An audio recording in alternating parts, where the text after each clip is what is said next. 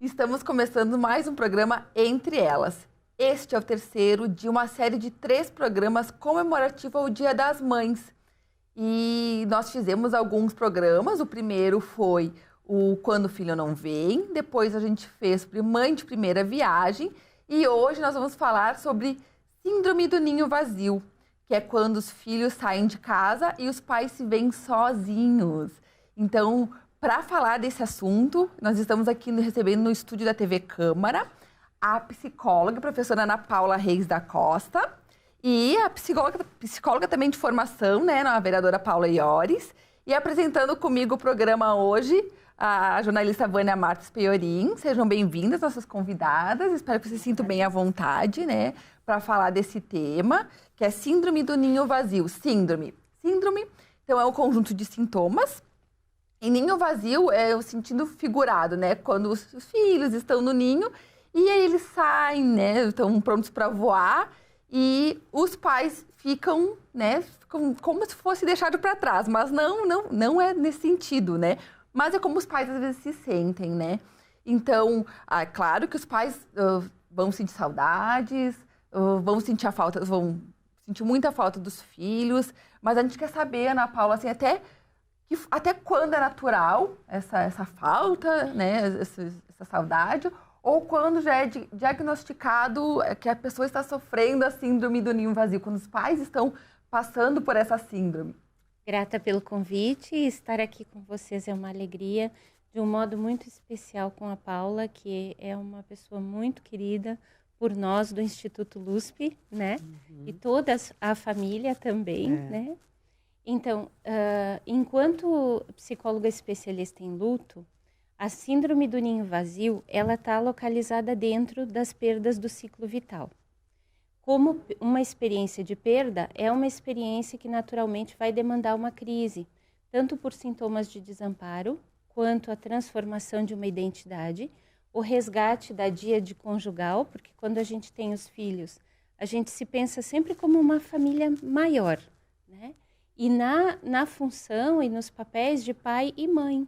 Esse resgate que vai acontecendo no conjugal, que implica estender o elástico, né, desse afeto que foi tão próximo na época em que os filhos eram cuidados, acompanhados, as preocupações elas eram vividas em conjunto dentro do ambiente familiar. Então a gente tem aí muitos desafios. Algumas respostas elas vão sendo construídas com o tempo. Né?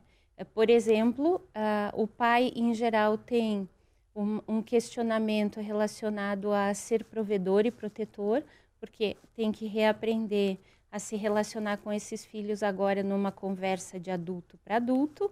Os filhos ou vão morar fora porque casam ou porque vão estudar, né?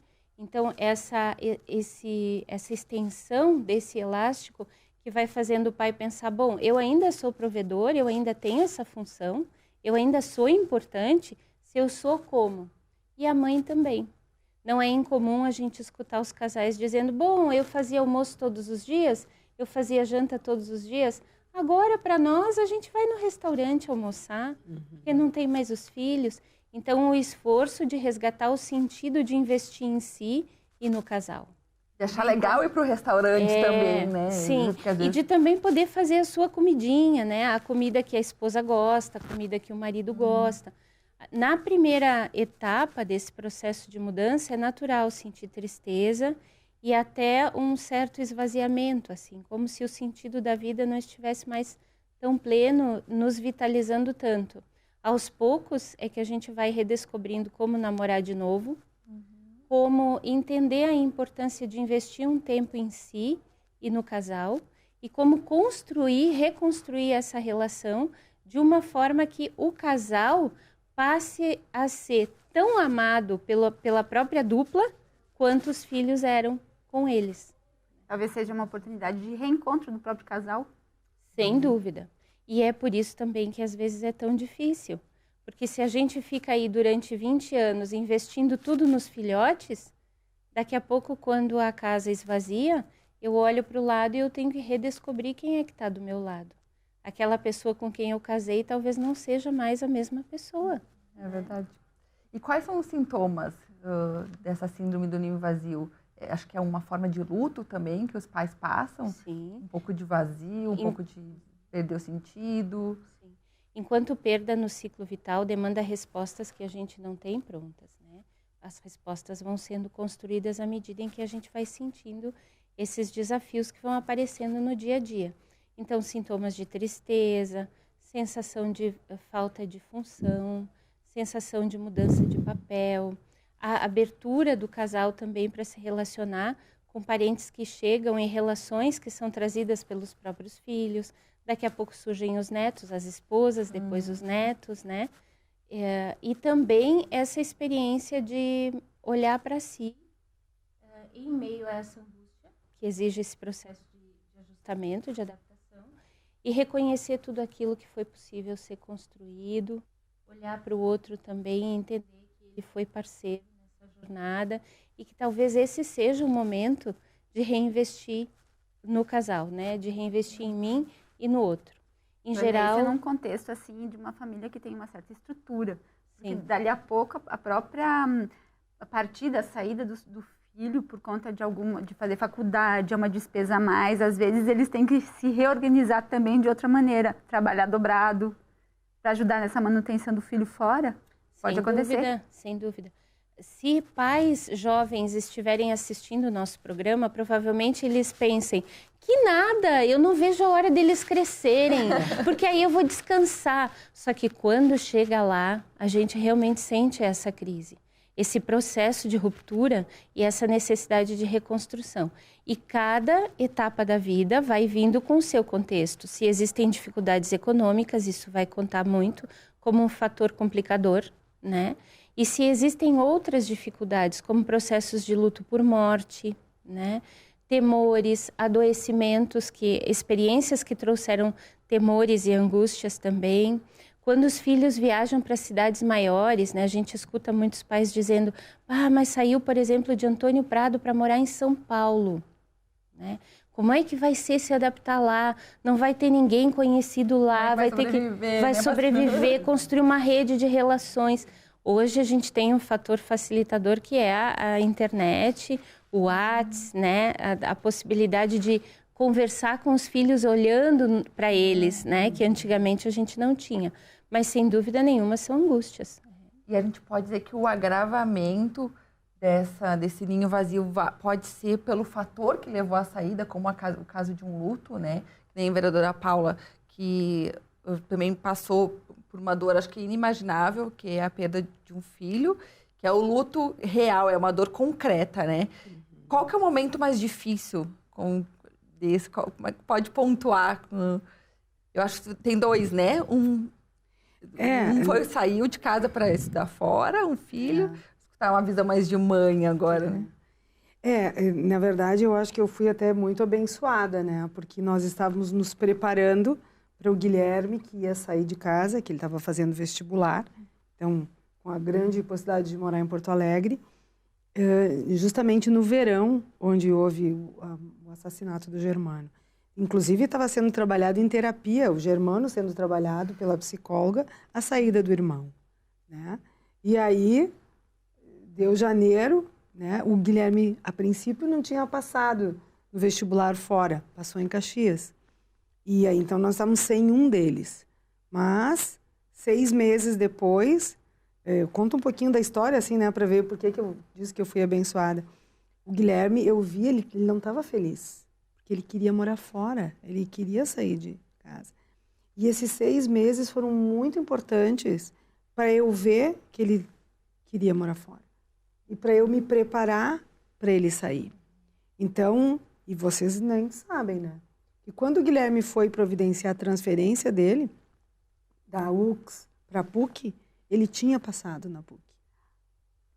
Acreditam nisso? Olha só. Ele tinha passado em segunda chamada. Só que ninguém, com toda a folia que aconteceu, ninguém foi ver a possibilidade. Então, eu digo que foi uma oportunidade, sabe? Foi uma bênção de Deus ter deixado esse período, o Guilherme ali com a gente, inclusive para eu querer que ele fosse.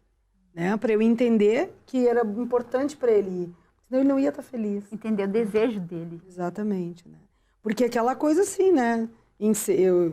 Tipo assim, no final do ano eu tinha comprado lençóis, toalhas para 2 e daqui a pouco, né, sobrou tudo isso. A casa ficou grande em 6 meses, sobrou peça, sobrou roupa, sobrou, né? E então a gente sente a falta, né? São coisas diferentes, né? São coisas completamente diferentes, assim, a falta do Gera, a saudade do Gera é para sempre, né? Mas ele está bem perto. O Germano está dentro do meu coração. E a gente, então, sente... O Gui gostaria que ele viesse mais e tal. Mas o Guilherme também foi muito bacana, assim. Então, essa minha abençoada em muitas situações. Porque no início ele vinha mais, sabe? Ele também foi cuidadoso com a gente. O cuidado veio de parte dele em relação também, a vocês. Sim. E agora, ele vem menos. E eu percebo, assim, para mim é muito importante respeitar ele quando eu lembro de quando eu saía. Quando eu saí. Quando eu queria ficar com meu namorado. Quando, sabe? A gente quer ter a independência da gente. E aí tu lembra disso e... Não, ele tem que ter a dele, né? Mas... então, a gente sente falta, assim, de falar, de fazer a comidinha, assim. O Rô, no domingo, quando estamos nós dois, que ele cozinha... são momentos muito tristes, porque ele sente falta deles, né? E mais de uma vez, assim, uma pessoa que tem dificuldade até de desabafar e tal, e que ele chora. Emociona. A saudade. Emociona. A ausência da voz, a ausência natural, né? Essa coisa da saudade. E a falta na mesa é uma coisa absurda.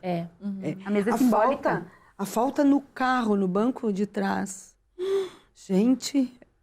Um vazio. Aperta, né? E às vezes é pior quando o Gui tá junto, sabe? Porque era a família ali juntinha sempre, né? Os 4. E isso que a Ana falou antes, em relação a... Eles estão pequenos e aí os pais podem estar dizendo, né? Ai, não vejo a hora que cresce. Como eu lembro disso, quando eu tinha eles pequenos, e os amigos que tinham filhos grandes diziam, aproveita. Aproveita. E é verdade. Eu sempre repito uma coisa que eu fiz uma matéria uma vez na Alexandre Zatti, na escola, e lá eu fui conversar com uma turma de 1º ano do ensino médio. E eles me fizeram entender que é bem comum os pais dizerem assim, agora está no ensino médio, vocês andam sozinhos. E o que eles me disseram? Ana, me disseram o seguinte, é agora que a gente quer a presença dos pais. Sim. Porque é uma nova etapa da nossa vida. Agora que a gente quer que o pai, Cris, e a mãe me acompanhem. Ou o responsável, ou quem for, né? É agora. Enquanto os filhos estão com o casal, a função do casal é de base segura. Por isso, dessa saudade que dá dentro do carro quando eles não estão ali, na mesa. O ritual de fazer o almoço, principalmente quando o casal já tinha esse costume, né? Quando o pai gosta de cozinhar, sempre cozinhou desde pequeno. Mas o prato aquele... Faz aquele prato gostoso. A mãe fica por ali ajudando, né?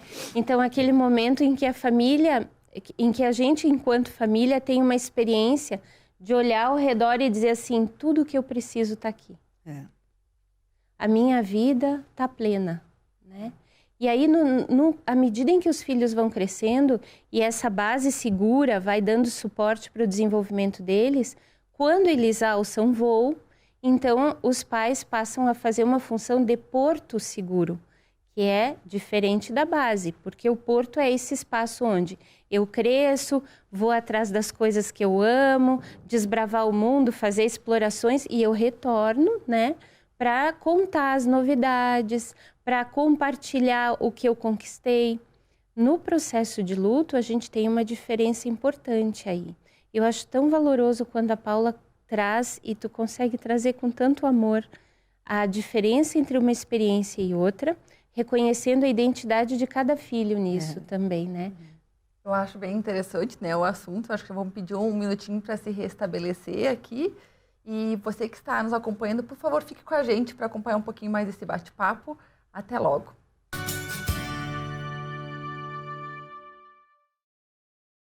Você já parou para pensar que a Câmara é o espaço mais democrático da cidade? São diferentes partidos e pensamentos, muitas ideias.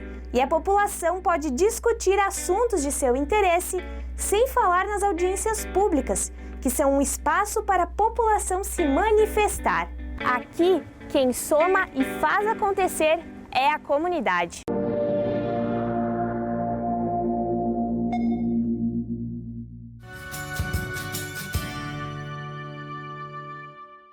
Voltamos com o programa Entre Elas. Hoje estamos falando sobre o síndrome do ninho vazio, que é um processo natural que acontece nas famílias. E, bom, mulheres. A gente sabe que o pai e a mãe sofrem, né, com a saída dos filhos. Mas acredito que a mulher sofre mais até pelo instinto de cuidado e proteção que ela tem com o filho. Vocês concordam? Vocês acham que a mulher sente mais quando o filho sai de casa? Às vezes coincide também de a mulher estar na menopausa, né, também. Então, que já é um processo de baixa autoestima da mulher, que ela já passa por algumas dificuldades nesse sentido. Acho que depende muito do contexto sociocultural. Hoje a gente já não tem mais essa rigidez no gênero em relação ao apego da mãe com o filho mais do que o pai, né? O pai tem uma função muito importante e economicamente no Brasil a gente tem tido pais que estão realizando a função de cuidado da casa, cuidado com os filhos e trabalhando fora também, né? A nossa região aqui ainda tem muito a maternagem, né? A mãe como a coordenadora da casa. É uma região italiana, né? Então a mãe, ela tem força, ela tem poder, ela bate na mesa, ela decide como as coisas vão ser. A gente tende a observar mais, sim, a reação emocional em relação a essa mudança nas mulheres. Mas os homens sentem, embora expressem de um outro jeito. Mais silenciosos, eu acho. Daí a gente ouve os testemunhos de banhos longos e demorados, o pai vai para o banho, e lá ele chora, e lá ele entra em contato, né? Às vezes segura o choro na frente da mãe, quando conversa com os filhos. O homem é treinado mais para não demonstrar. Eu acho que é mais cobrado. Ele é mais cobrado para dar conta das coisas, dentro dessa função de provedor, de protetor, né? E a mulher... Eu acho que depende bastante, né, de cada contexto mesmo. Um dos casos que eu conheço de mais sofrimento é o pai. Ele sofreu muito, assim, muito, muito. Era muito parceiro do filho, de estar sempre junto com o filho. A mãe saía mais de casa para viajar, né? Um casal de amigos e um filho único. Então foi bem difícil. Coincidência ou não, ele foi morar em Porto Alegre com o filho depois. Apego. E cada filho tem uma identidade, que é o que tu trazia no outro bloco, né? Então, constrói um vínculo e uma história com cada mãe e com cada pai. E essa relação que vai acontecendo ao natural também determina muito quanto o pai ou a mãe vão sentir e interpretar o sofrimento da separação, do distanciamento e como vão enfrentar esse sofrimento também, né? Tem filhos que são mais apegados aos pais, tem filhos que são mais apegados às mães. Isso também depende muito da história da relação na família. É interessante, embora não tenha, talvez, tanta relação direta com o tema, e eu brinco lá em casa que são eu e o Wagner, um menino e uma menina, né? O pai já faleceu, mas eu sempre fui a filha do pai. E o Wagner sempre foi o filho da mãe. E às vezes eu digo para a mãe, mas não tem problema, eu sei que a senhora gosta mais do Wagner, mas não tem problema. Eu sei que a senhora vai dizer que gosta igual, mas talvez goste igual, mas é afinidade. É natural essa afinidade. É uma identificação. Assim. Isso. Então, daí ela, não, mana, não, eu gosto dos dois. Eu sei, mãe, mas não tem problema da senhora estar mais próxima, de querer, né, proteger mais. E para os filhos também, eu acho que é importante, assim, que os pais também estejam bem com a saída deles. Porque pode, talvez, atrapalhar para um filho, se ele vê que o pai está sofrendo ou a mãe está sofrendo com aquela saída. Sem dúvida. A Paula dizia antes, né, a dificuldade de nós, como pais, dizer sim, vai, né? Quando a gente gostaria tanto de manter debaixo da asa, protegendo e cuidando. E a importância desses filhos também testemunharem um pai e uma mãe que renunciam por amor, renunciam da sua presença por amor, porque querem que eles cresçam. Tu contavas antes da tua experiência, né, no intervalo. Que lindo isso de um pai e uma mãe, além de dizer sim, reunir capital econômico numa situação de dificuldade para promover a ida do filho, né, o crescimento desse filho. É magnífico. Eu acho que os filhos têm aí uma oportunidade de reconhecer quem são os pais que eles têm. E nós somos construídos por tudo aquilo que a gente ama e por todos que nos amaram, né? Então, esse legado... O amar também é desprendimento, né? Claro, e quando talvez não pode libertar esse filho? Vou dar um exemplo. Antigamente era muito mais comum o não vir antes de vai, né? Porque para ajudar a manter, normalmente para o filho mais velho, ajudar a manter a família. O meu pai, por exemplo, ele era agricultor. Na época, antigamente, havia as escolinhas dos times de futebol iam para o interior em busca de jogadores. Meu pai era ótimo jogador e era ótimo aluno. Então, era a combinação perfeita. Eles iam levar, era do time do Grêmio, na escolinha do Grêmio. E a nona disse, não, nós precisamos de ti em casa. Porque o pai era mais velho de 6 e não foi. Então, essa não possibilidade de deixar ir, né, em função da questão econômica. E muitas vezes aconteceu isso. Nas grandes famílias, assim, de agricultores, principalmente no interior. Para ajudar a cuidar da família e no trabalho com a terra, na colônia. Né? Sim. Como se restabelecer, assim, na saída de um filho, onde buscar energia nova... Porque às vezes a pessoa pode até se afundar naquela dor, né? Em vez de procurar uma saída, às vezes se afunda. Eu acho que a gente tem que ter consciência, né? Antes tu te dirigiu para quem está nos escutando, né? É muito importante a gente não ser peso para os filhos. Então, acho que é uma autoconsciência, assim, que o casal, que os pais têm que refletir. Eu estou sendo peso para o meu filho, porque a gente não é bom para ninguém uma questão ser dessa forma, né? E...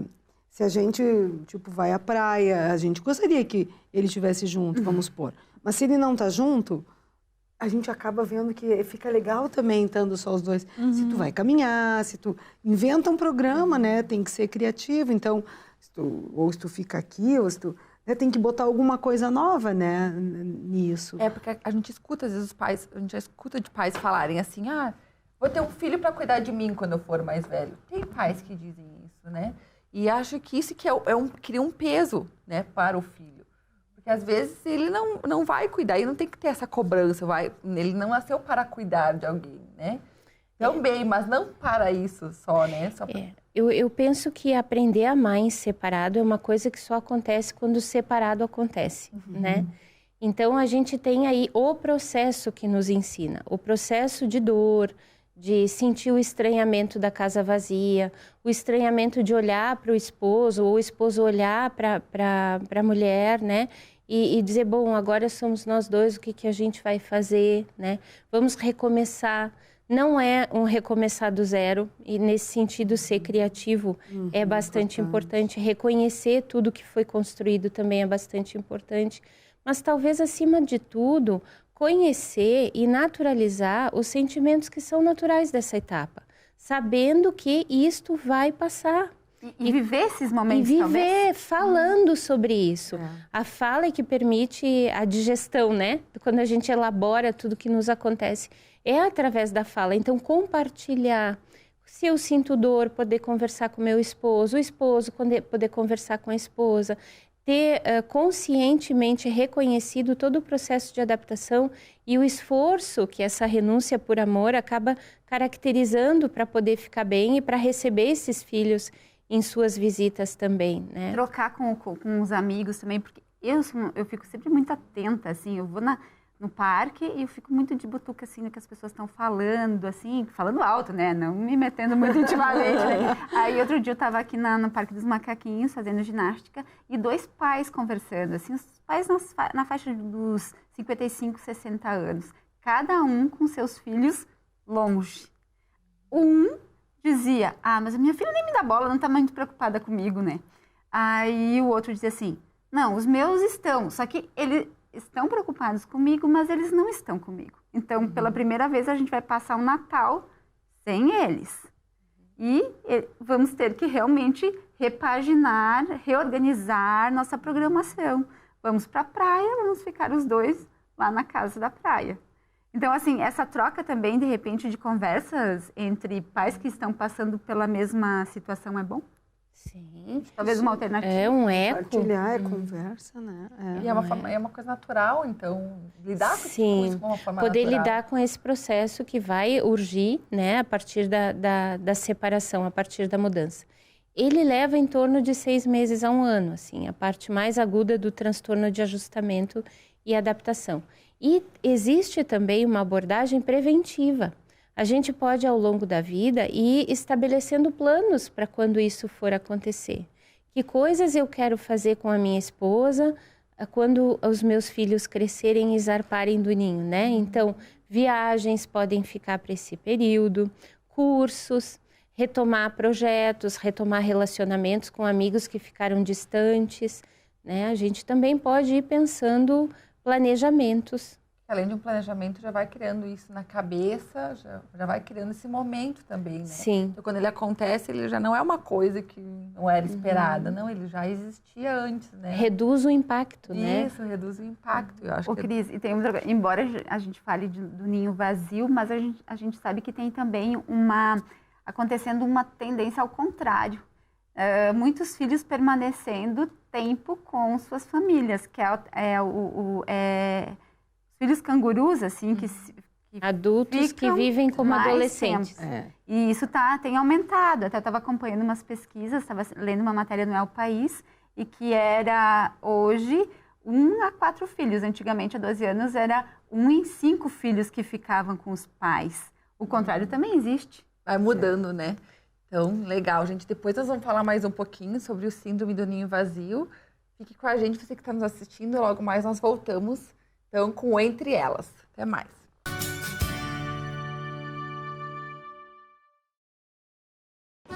Mas que barbaridade! A tua música é um valor do Rio Grande que ganhou o mundo.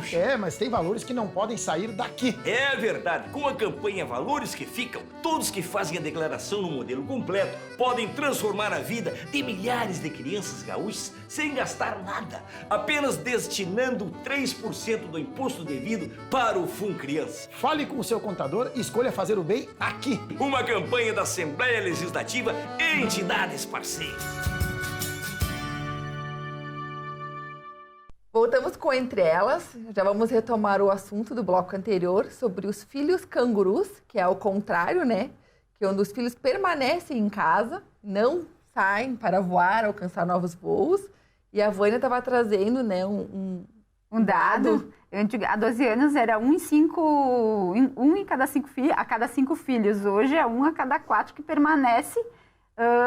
E ainda mais esse universo da internet, essas novas tecnologias que deixam os filhos mais em casa, e também para redução de custos, muitas vezes. Acontece de ficar adultos que se comportam como adolescentes, né? Exatamente. Ficam estendendo a adolescência dentro de casa.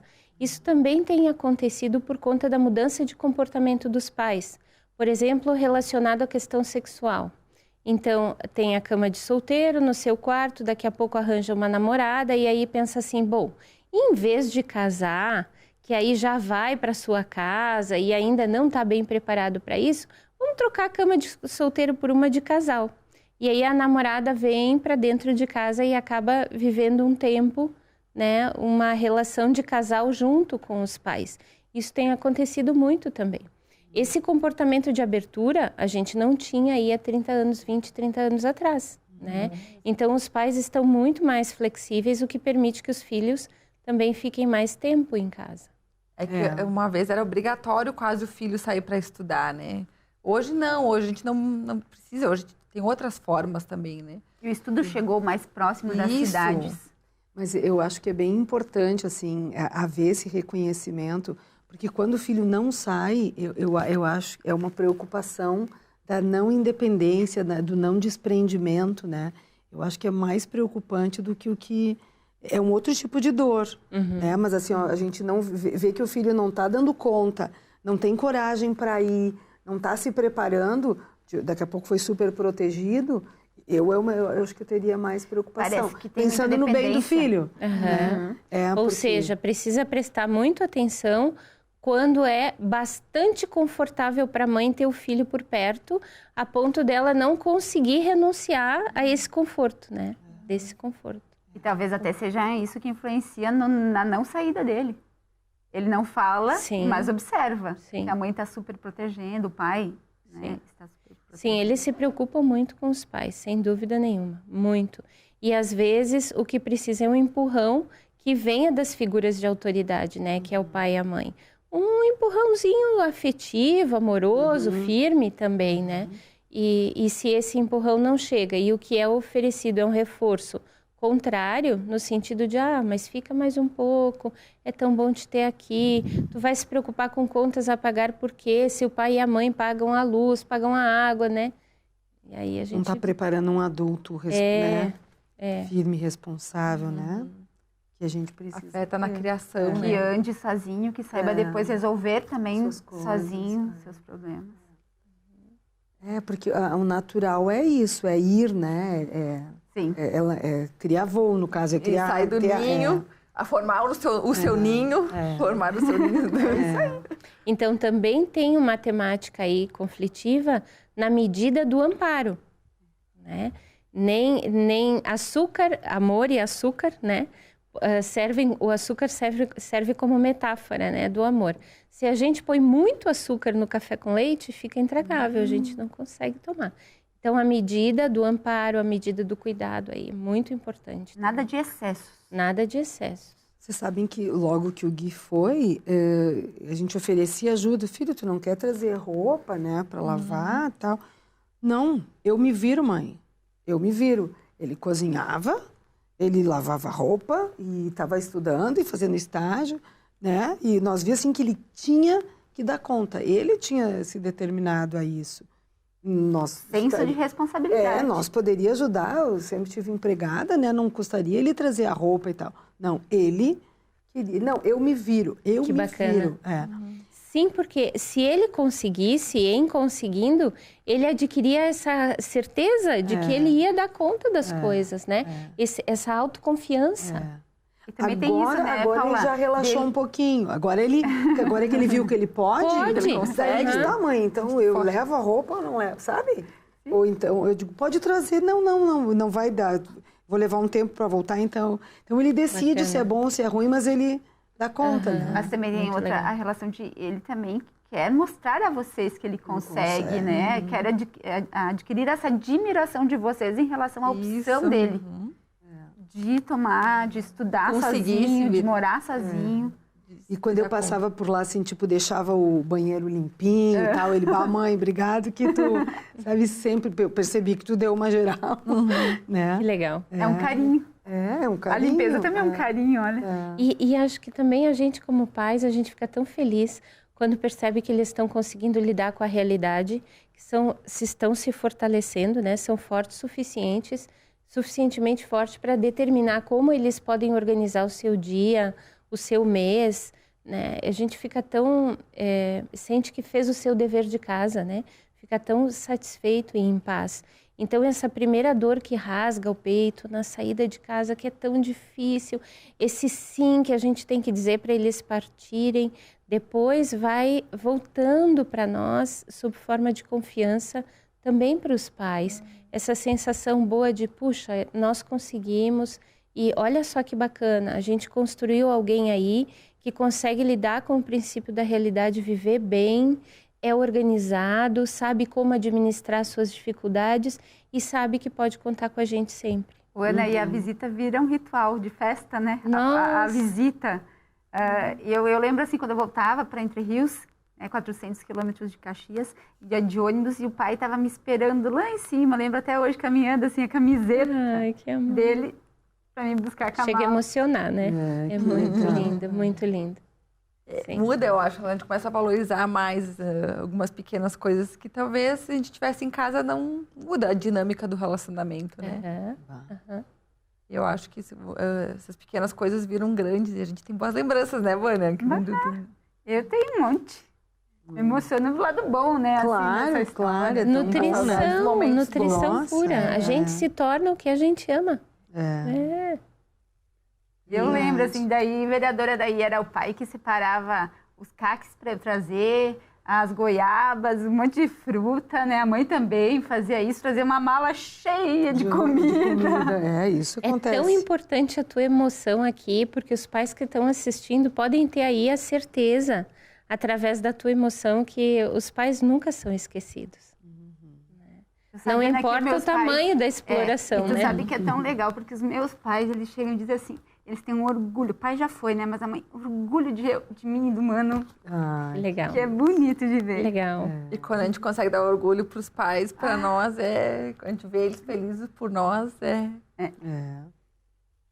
A mãe da Cris também, é muito coruja.